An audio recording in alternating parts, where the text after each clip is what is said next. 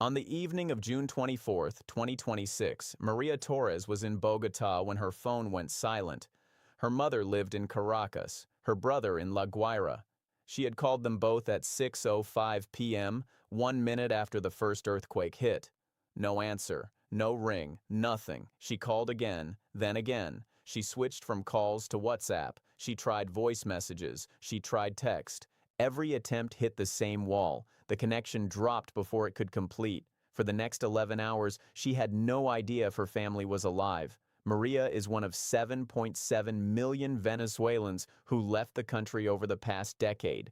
That number makes Venezuela's displacement one of the largest migration events in modern history, larger than Syria, larger than Afghanistan in terms of population share.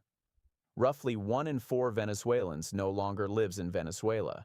On Wednesday night, every single one of those 7.7 million people faced the same silence Maria faced in her Bogotá apartment.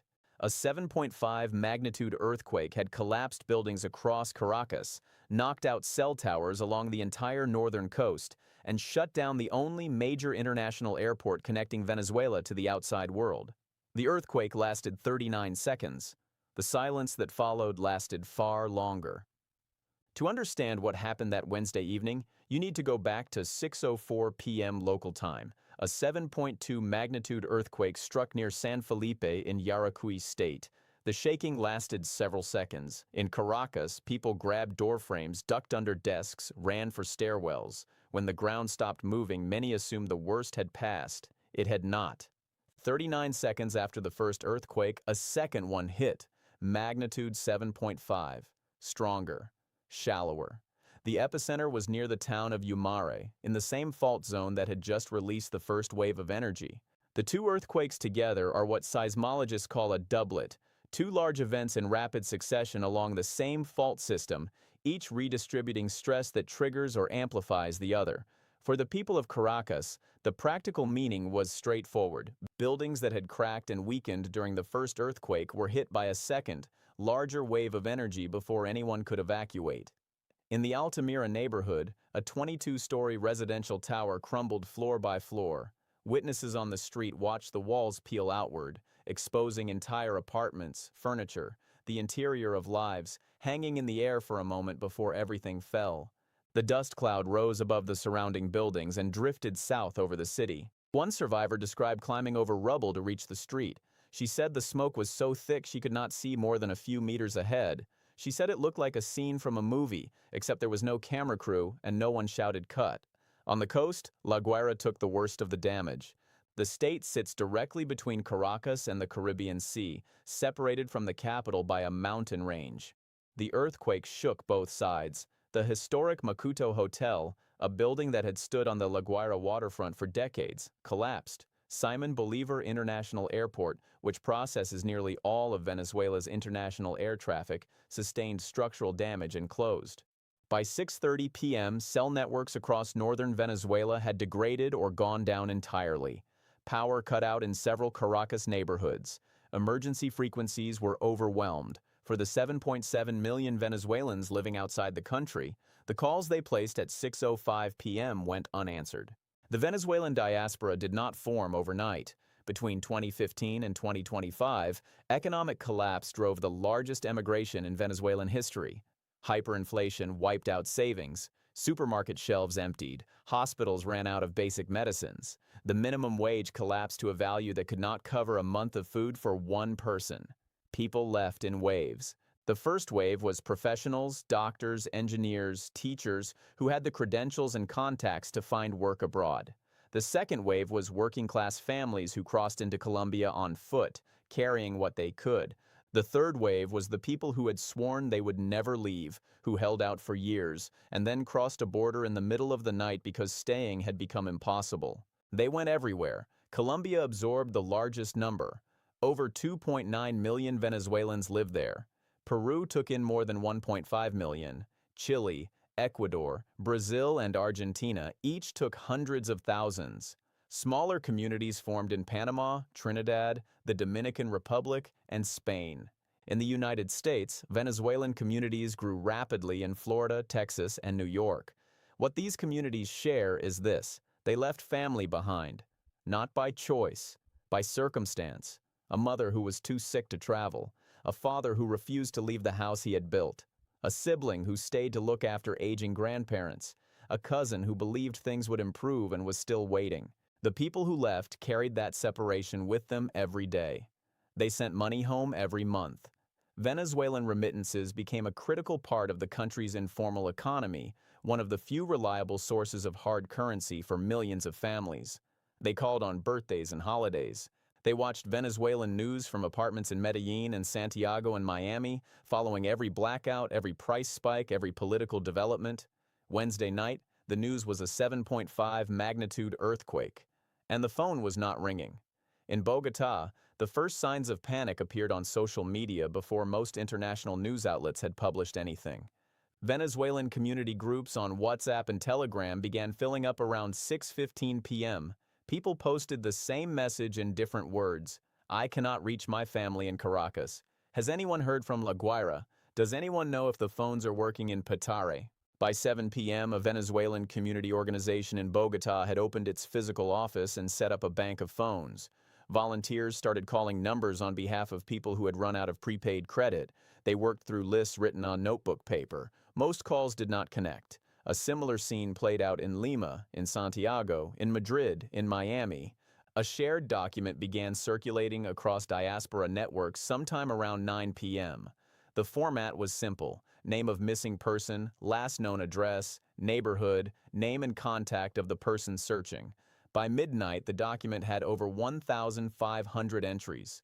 By 3 a.m. Thursday, it had passed 4,000. People refreshed it constantly. Some entries got updated with a single word: found. Others stayed blank. A website set up by opposition leaders to track missing people listed more than 24,000 people as unaccounted for by 10:40 a.m. Thursday morning. The number kept climbing as families abroad, finally able to access the internet or reach someone with a phone, added names. 24,000 names, each one a phone call that had not gone through. The Venezuelan government's first major public statement came from acting President Delcy Rodriguez late Wednesday night. She confirmed the earthquake. She announced that rescue operations had begun. She declared La Guaira a disaster zone and said that all medical personnel in the country should report immediately to their nearest hospital. By Thursday morning, the numbers she announced were these: 188 confirmed dead, 1,520 injured, 157 people reported missing, more than 200 still trapped under rubble, close to 3,000 families directly affected. She said the government had established a reconstruction fund. She said Venezuela was grateful for the offers of international assistance arriving from Colombia, Ecuador, Brazil, Chile, the Dominican Republic, El Salvador, and the United States. What she could not announce was restored cell service. What she could not announce was a reopened airport. What she could not announce was a timeline for either. For the diaspora, this was the hardest part to sit with. The government was speaking, the numbers were being released, but the phone lines were still dead, and the airport was still closed, and there was no clear answer to the question that 7.7 million people were asking. Can I get home? The search and rescue teams were ready to move within hours. The United States deployed teams from Fairfax County, Virginia, and Los Angeles County. The Fairfax County Urban Search and Rescue Team has deployed to Haiti, Mexico City, and Turkey. They carry specialized equipment for locating survivors in collapsed concrete structures and know that survival rates in rubble drop sharply after the first 72 hours. Colombia sent teams across the border by road Thursday morning. They were on the ground before the American teams had cleared logistics. Brazil, Chile, Ecuador, Spain, Qatar, Mexico, and the United Nations coordinated their own responses. The Vatican sent financial aid directly to the Archdiocese of Caracas. The problem was not willingness to help. The problem was access. Simon Bolívar International Airport was closed. Venezuelan officials were processing entry requests through the foreign ministry while managing a domestic disaster response across 4 states. By Thursday afternoon, Valencia, 160 kilometers west of Caracas, opened as an alternate entry point. The Fairfax County team landed there Thursday evening and reached Caracas by road in under 3 hours. Survivors were still being pulled from the Altamira rubble. 36 hours after the building fell, the USGS issued its casualty estimates Thursday morning using predictive modeling based on building types, population density, and the recorded magnitude of both earthquakes. The agency estimated a 39% probability that the final death toll would fall between 1,000 and 10,000, a 37% probability that it would exceed 10,000. Their models flagged Venezuela's housing stock as a critical factor. A large share of buildings in Caracas and surrounding areas are constructed from unreinforced brick masonry and adobe, materials that perform poorly under the lateral shaking produced by a strike-slip fault. Many of these buildings are decades old, with deferred maintenance and no seismic retrofitting. USGS seismologist Paul Earle told reporters that doublet earthquakes of this kind are rare and difficult to analyze in real time. When two events are this close together, he said, it can be hard to even separate the individual magnitudes. The shaking from the first earthquake had not fully stopped when the second wave arrived. For anyone inside a building, the experience was continuous. The agency also forecast aftershock probabilities.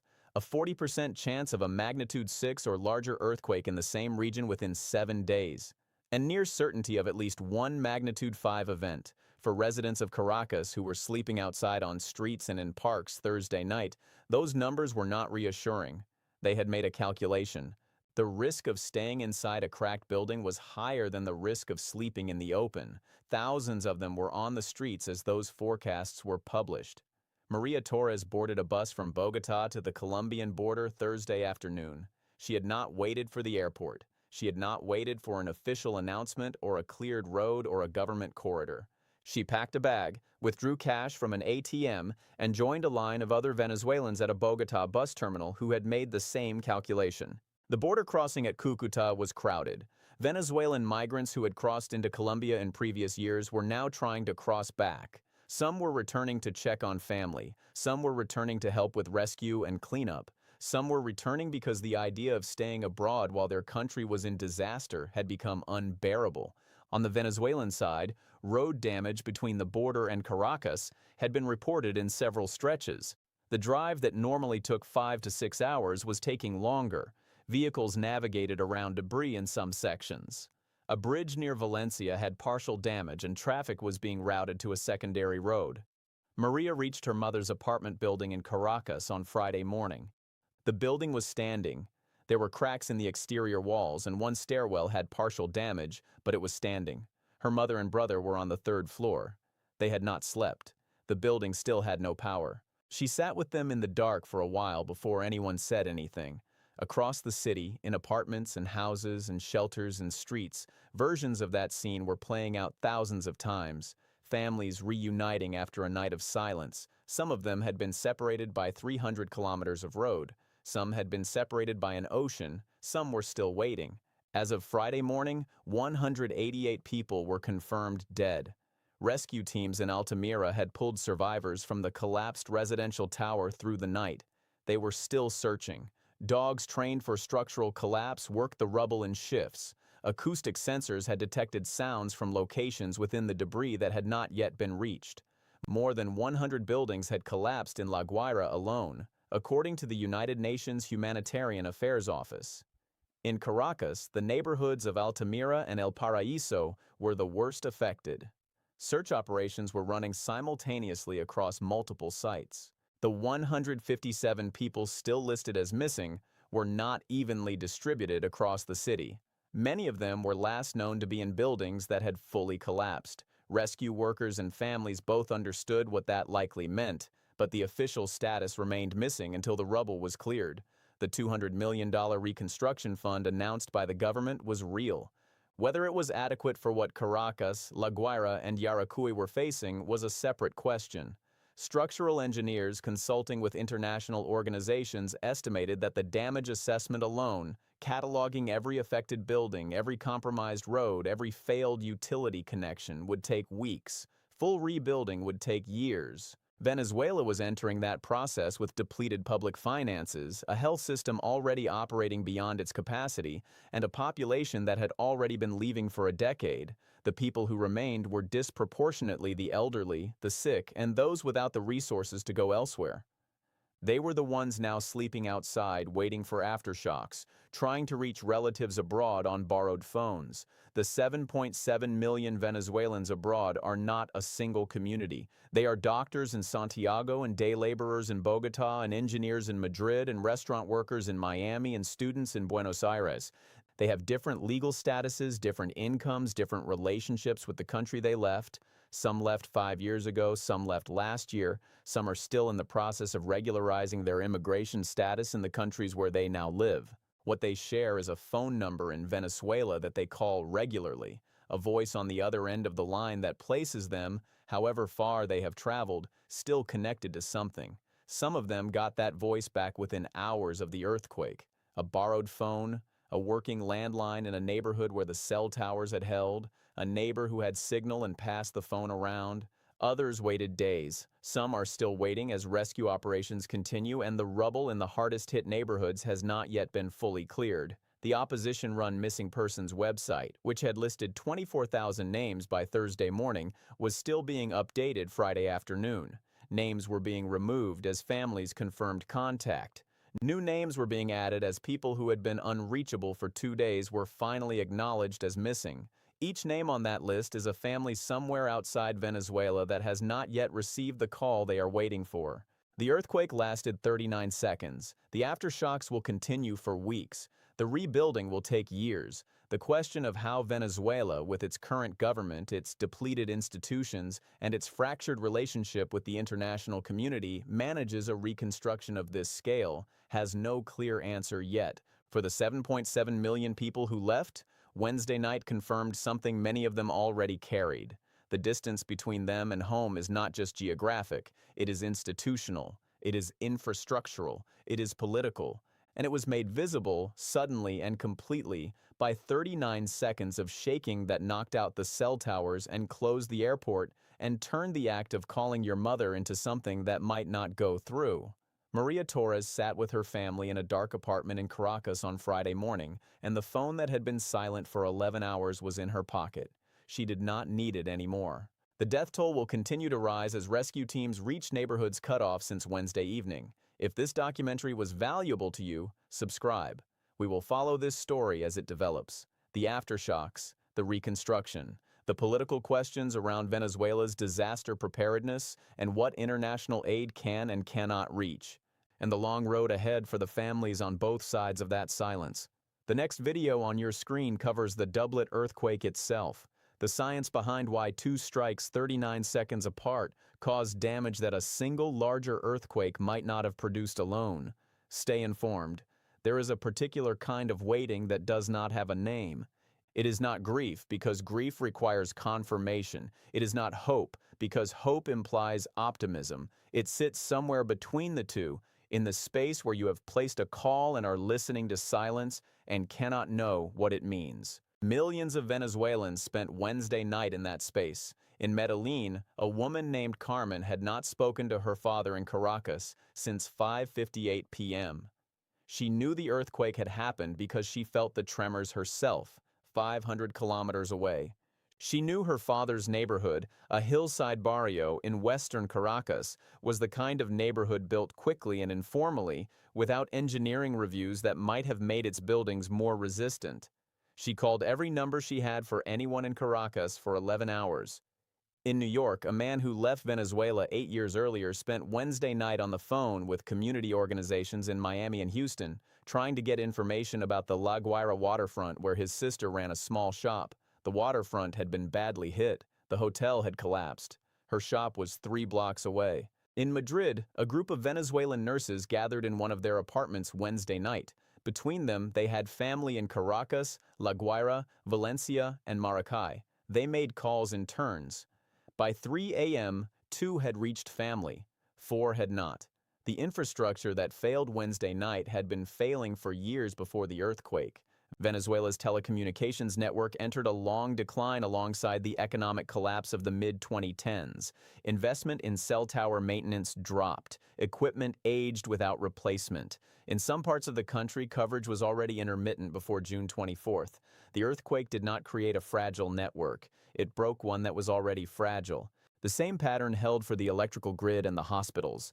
Rolling blackouts had been part of Venezuelan daily life for years. When acting President Rodriguez asked all medical personnel to report to hospitals Thursday morning, she was asking a diminished workforce to handle a surge that a fully staffed system would have struggled with.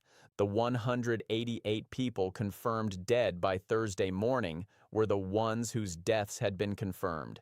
The USGS modeling put the probable final toll in the thousands, accounting for people still in collapsed buildings, people in areas rescue teams had not yet reached, and a country whose response systems had been degraded before the disaster began. By Friday afternoon, the character of the crisis had shifted. The acute emergency was giving way to the longer, slower work of recovery. Rescue teams were still active at multiple sites in Caracas and La Guaira. But the probability of finding survivors decreases with each passing hour, and teams that had been working for 48 hours were beginning to rotate out for rest. The displaced population was large and its needs were immediate. Close to 3,000 families had been directly affected. Many had nowhere to return to. Their buildings had been condemned or destroyed. They were in temporary shelters, in the homes of relatives, in public spaces. For the diaspora, the shift in the crisis meant a shift in what they could do. The phone calls that had gone unanswered Wednesday night were being answered by Friday. The spreadsheet of missing persons was being updated. The website with 24,000 names was slowly, name by name, coming down. But some names were not coming down, and the families holding those names were moving from the space of waiting into something else. The opposition-run missing persons website had listed more than 24,000 names by Thursday morning. Each entry was a family somewhere outside Venezuela that had not yet received the call they were waiting for. Volunteers worked through the night updating the list, removing names as contact was confirmed, adding new ones as people who had been unreachable for 2 days were finally acknowledged as missing. By Friday afternoon, names were coming off the list as phone lines came back and roads opened. Some families learned their relatives had slept outside on a mattress dragged to the street because the building felt unsafe. Some learned their relatives had walked 2 kilometers to a neighborhood with working cell coverage just to send a single message. Some learned nothing yet. The rubble was still being cleared.